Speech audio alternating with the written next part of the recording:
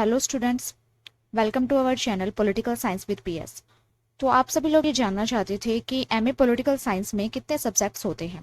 आज हम उसके बारे में डिस्कस करेंगे कि हर एक सेमेस्टर में कितने कितने सब्जेक्ट्स होते हैं।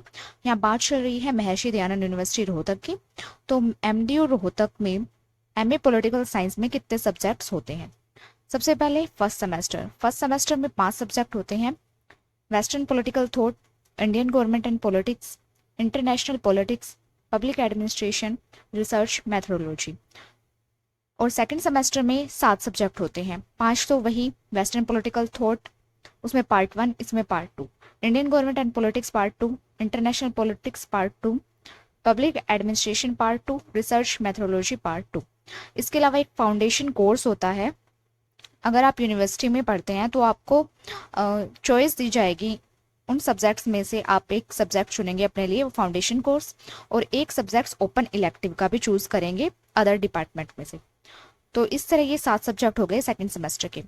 अब देखते हैं हम थर्ड सेमेस्टर में 6 सब्जेक्ट होते हैं। Contemporary political thought and theory, comparative politics and political analysis. ये तो कंपलसरी होते ही होते हैं, 2 सब्जेक्ट कंपलसरी हैं।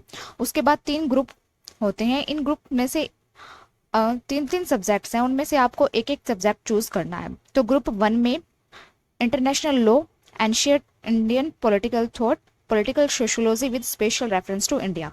इन तीनों में से आपको एक सब्जेक्ट चूज करना होता है।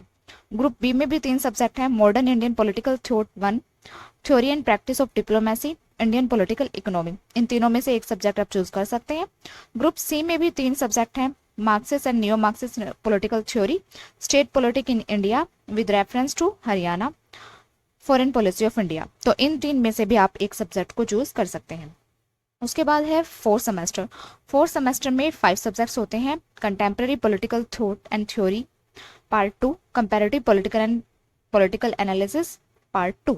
और जैसे ऊपर 3 ग्रुप थे थर्ड सेमेस्टर में, सेम इसी तरह फोर्थ सेमेस्टर में भी 3 ग्रुप हैं।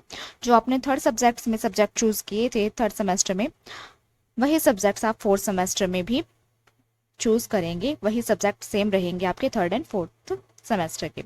इसमें कोई ओपन इलेक्टिव या फाउंडेशन कोर्स नहीं होता, इसलिए इसमें 5 सब्जेक्ट्स होंगे। तो ये थे एमए पॉलिटिकल साइंस में सब्जेक्ट्स के बारे में कि किस सेमेस्टर में कितने कितने सब्जेक्ट्स होते हैं। ऐसे ही टॉपिक्स पर वीडियो पाते रहने के लिए हमारे चैनल को सब्सक्राइब कीजिए। Thank you.